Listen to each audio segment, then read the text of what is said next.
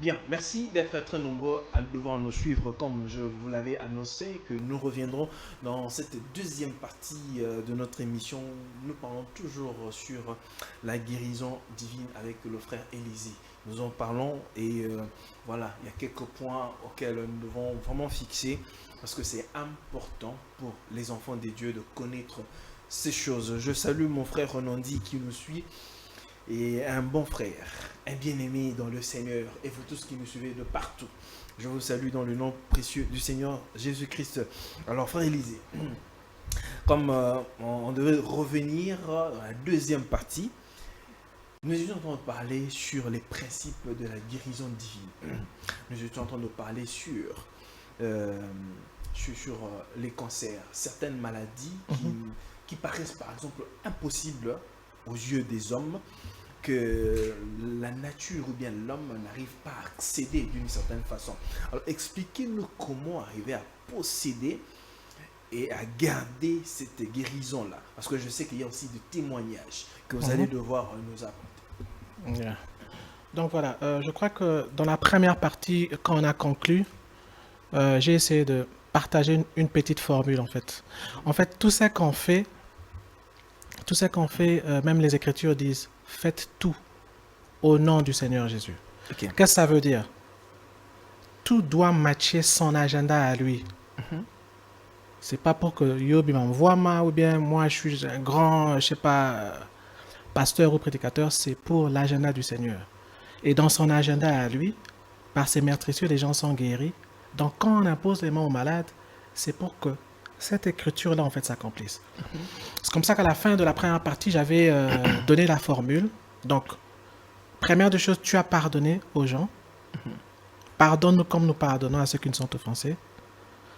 Quand tu te mets debout devant les seigneurs, pardonne à tout le monde afin que le Père Céleste te pardonne aussi. Pourquoi c'était important, j'avais dit dans la première partie, c'est pour que tu reçoives ton propre pardon à toi. Les études président, etc. Système de bon, un problème n'a été. Non, Ce non, n'est pas non, dans ce non, non, sens-là. non. Les gens pensent que Kolimbi Samutu, c'est du genre, bon, ah, bon, on a qui parle en réalité, hein, mais tout ça bien. Tu Mais peux ça, pas c'est pas être, pardonné. tu peux pas être bien avec quelqu'un, mais au qui parité. Parce que la Bible dit, aime ton prochain, aime tes ennemis comme toi-même. Est-ce qu'au mi qui paga? Tu vois que au mi qui paga.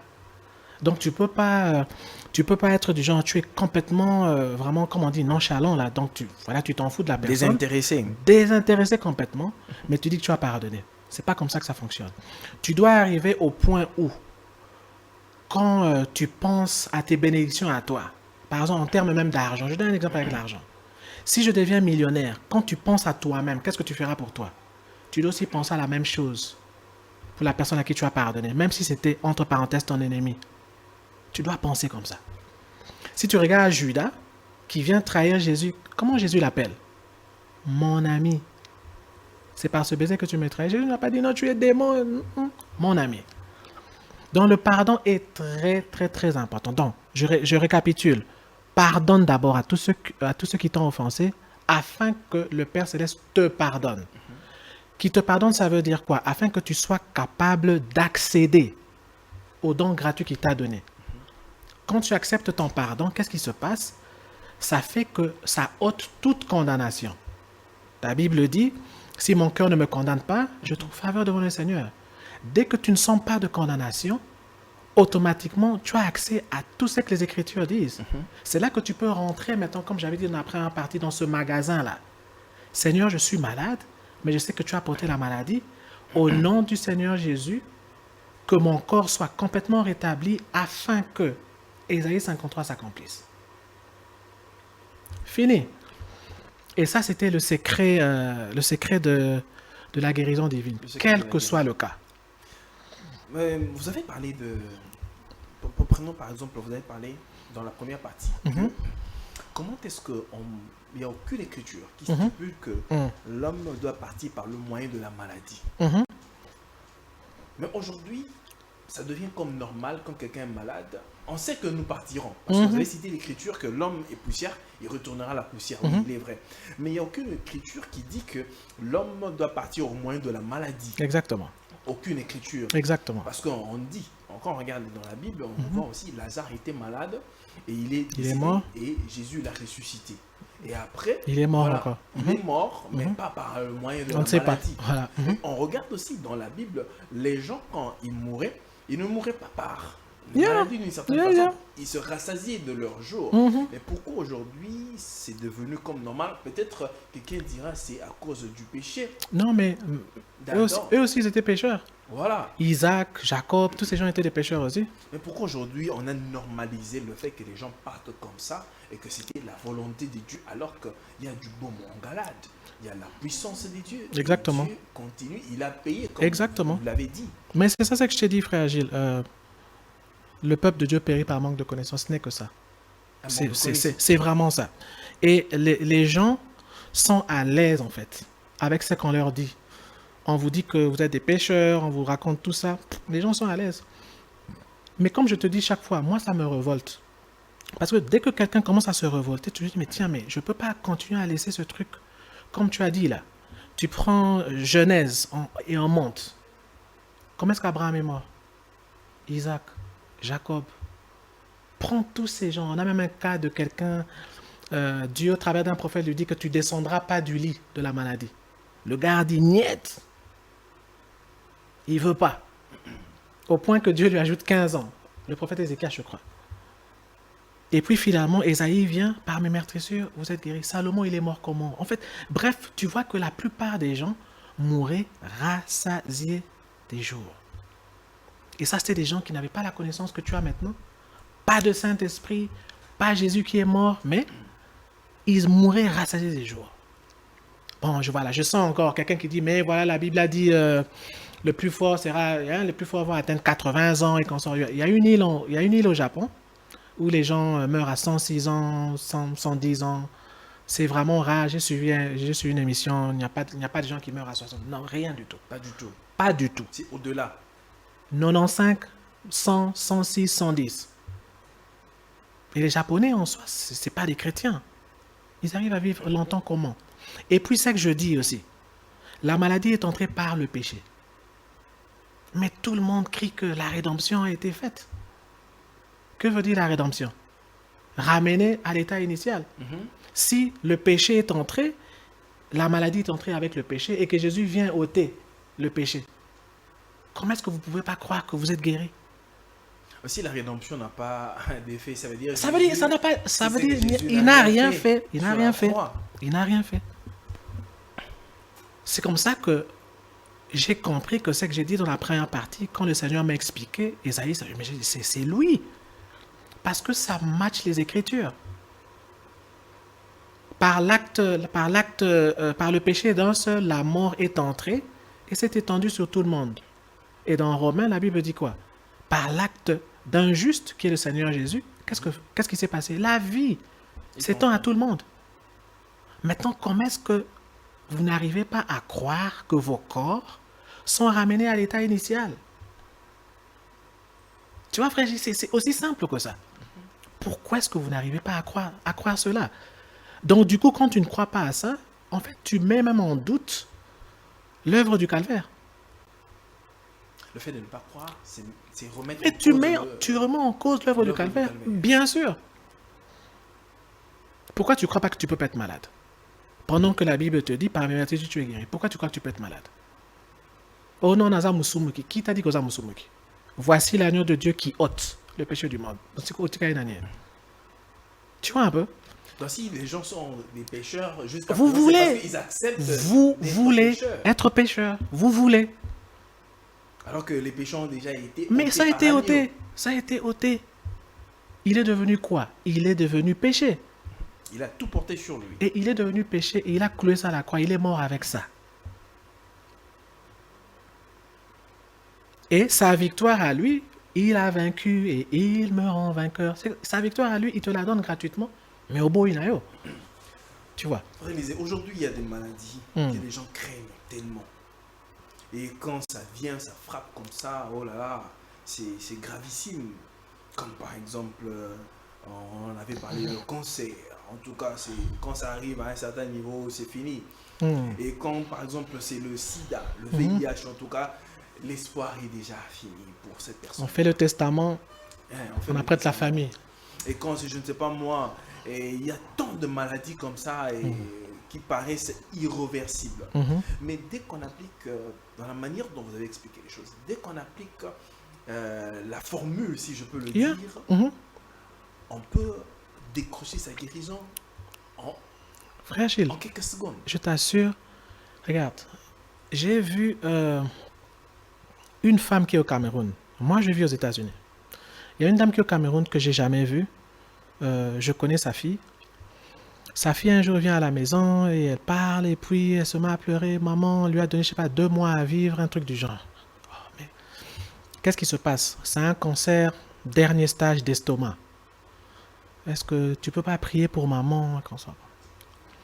Et ça, je crois que c'était en 2021. Je ne savais même pas. C'est que je sais maintenant.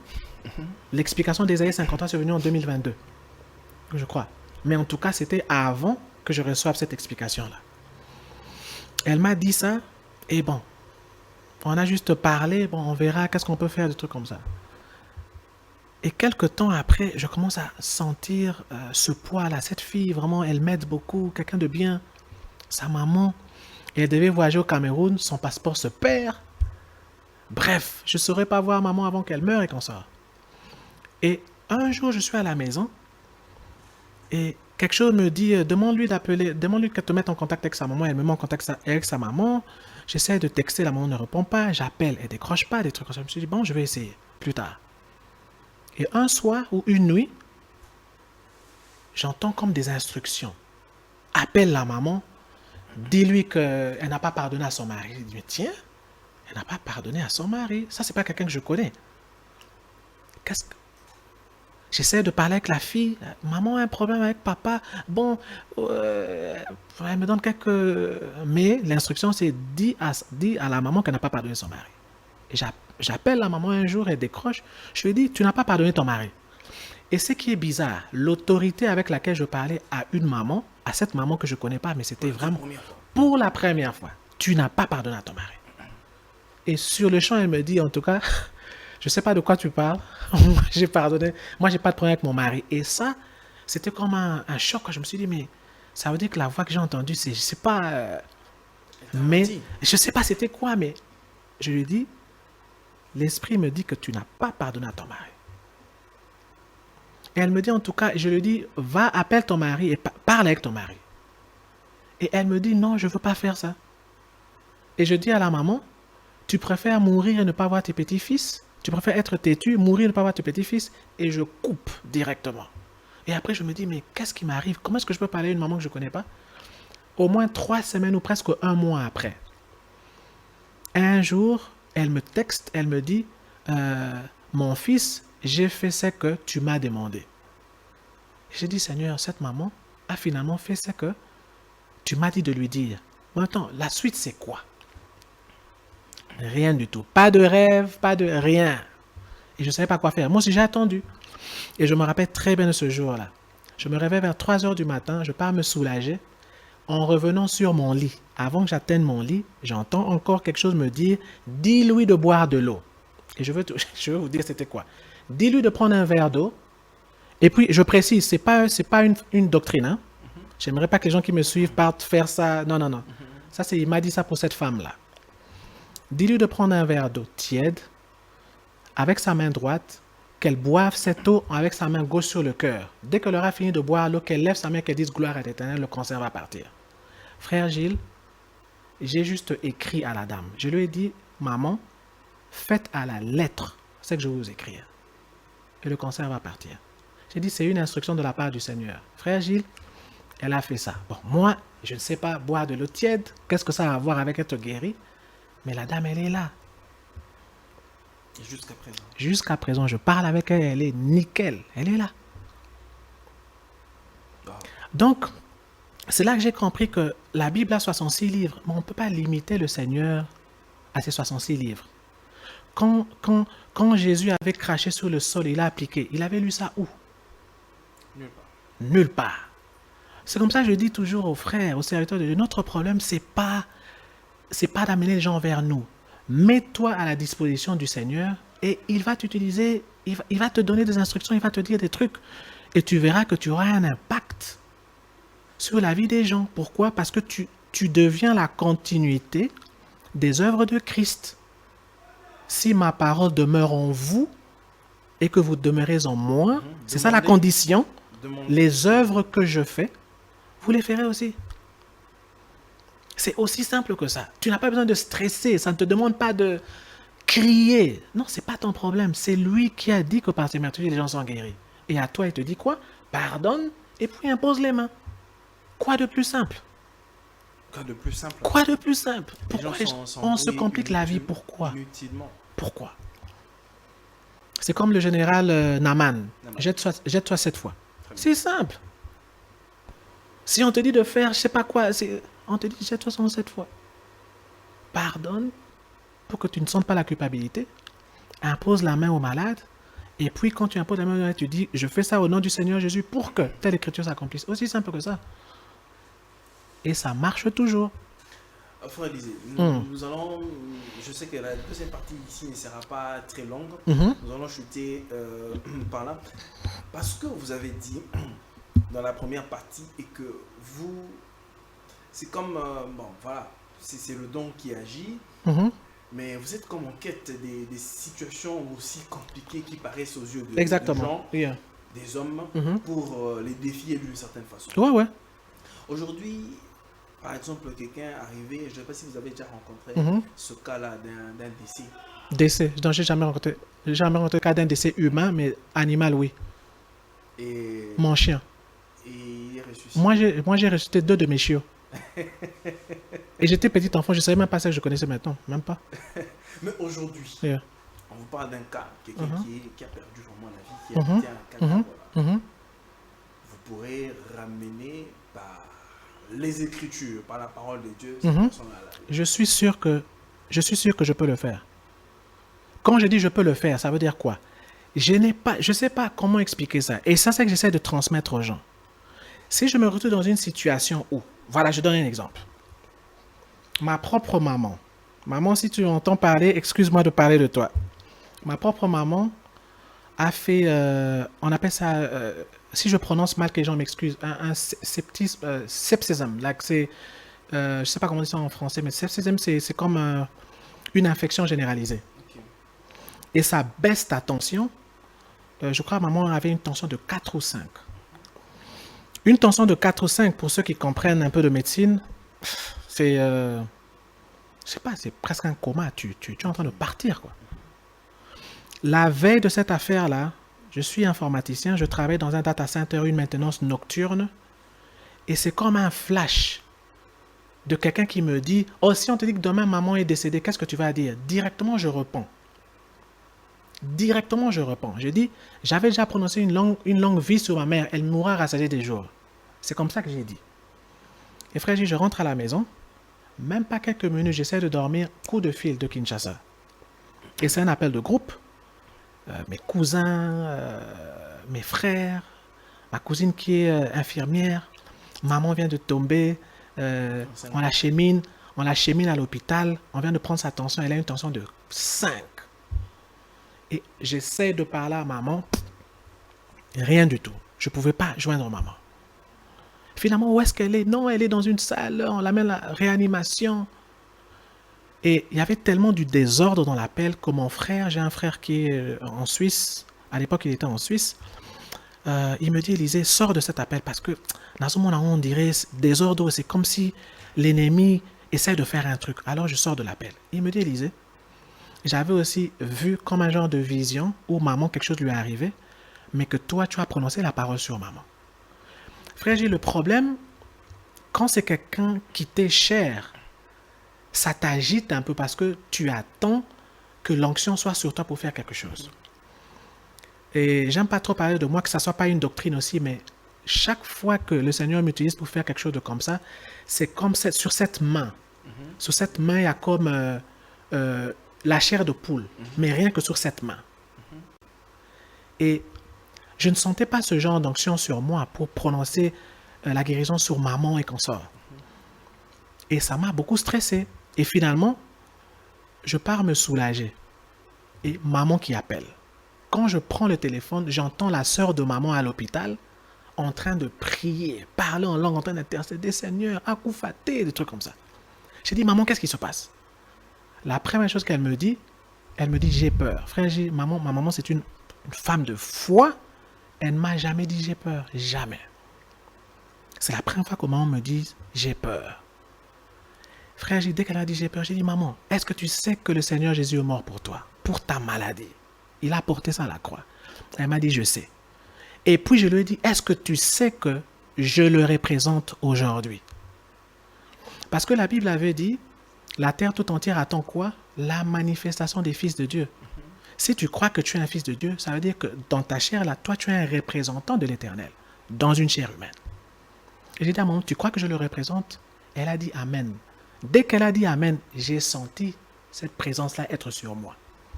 Et quand j'ai senti cette présence être sur moi, j'ai dit que tu sois sorti de cet hôpital sans que les docteurs te touchent. Et j'étais en train de dire ça, et puis c'est devenu une langue étrangère que moi aussi j'entendais. Je ne sais pas c'était quelle langue. Pendant, je crois, 1 minute, j'entendais quelqu'un parler. Et maman, en 30-40 minutes, elle est sortie en train de manger un hamburger. Tu vois? Alors qu'elle était en train de partir. Frère Gilles, une infection généralisée, ça te prend des jours. Si tu as la chance de sortir de ça. Wow. Ma même maman, là, avait fait un AVC. Complètement paralysée du côté gauche. Cette même onction était là. Et maman n'a aucun signe d'AVC. Elle est normale. Très normale. Il y avait une femme aux États-Unis, chaque fois qu'elle arrive au 5e mois, elle fait des contractions et l'enfant sort. Chaque fois. Mais un soir, j'ai écrit à cette femme la même chose. J'ai dit, est-ce que tu crois, si je te dis que je représente le Seigneur aujourd'hui, est-ce que tu crois à ça? Elle me dit, moi et mon mari, nous nous attachons à ça. Et sous l'onction, je lui ai écrit quelque chose que je n'ai même pas lu. Et l'enfant, je lui ai dit que l'enfant allait naître le 9e mois. Elle a même donné le nom d'Élisa à cet enfant. Et je suis parti voir l'enfant pour me rassurer que c'était vrai. Moi, j'ai porté cet enfant. Donc, comme je te dis, j'ai vu 15 cas. J'ai vu une boule dans mon poumon moi-même disparaître en 1 minute. Rien n'a échoué. Rien n'a échoué, 15 cas. Très bien. on risque de s'éterniser là, frère. Ouais. Parce qu'il y a tellement beaucoup de choses. Il y a quelque chose qui me monte à cœur de vous demander de regarder votre caméra. Ah, c'est là. Peut-être, je ne sais pas si peut-être il y a quelqu'un qui est en train de me suivre. Quelqu'un a un cas, je ne sais pas moi quoi. Sentez-vous conduit peut-être de parler ou bien de prier pour quelqu'un, je ne sais pas moi, quelqu'un peut recevoir une guérison, n'importe quelle maladie, je ne sais pas. Frères et sœurs, je sais qu'on n'a pas assez de temps. C'est pas ma prière qui fait quoi que ce soit, pour qui que ce soit. Parce que moi, je ne suis qu'un voile, un être humain, né d'un père et d'une mère comme vous, avec des hauts et des bas. La chose la plus importante, c'est que le Seigneur Jésus a accompli pour vous. Et je vous assure, comme j'ai dit dans la première partie, il n'y a rien de négatif qu'il n'a pas pris sur lui. Il a tout pris sur lui. Vos iniquités, vos péchés, vos hauts et vos bas, toute chose qui enlève cette confiance-là, que le Seigneur vous écoute, il a pris ça, il a mis ça sur lui. Je vous assure que quel que soit ce que ça peut être, si vous arrivez à pardonner à tous ceux qui vous ont offensé et que vous acceptez que le Seigneur vous a pardonné, tel que j'ai expliqué dans la première partie, et que vous vous mettez la main vous-même là où vous êtes et que vous dites Seigneur, au nom du Seigneur Jésus, que je sois guéri pour que Ésaïe 53:5 soit accompli dans ma vie, vous allez appeler le frère Gilles pour voir, pour témoigner. Je vous assure, ça ne rate jamais. Mais empressez-vous de pardonner. Et c'est que je peux dire, Seigneur, tu m'as donné l'occasion de venir sur ce plateau. Je sais que ce n'est pas un hasard.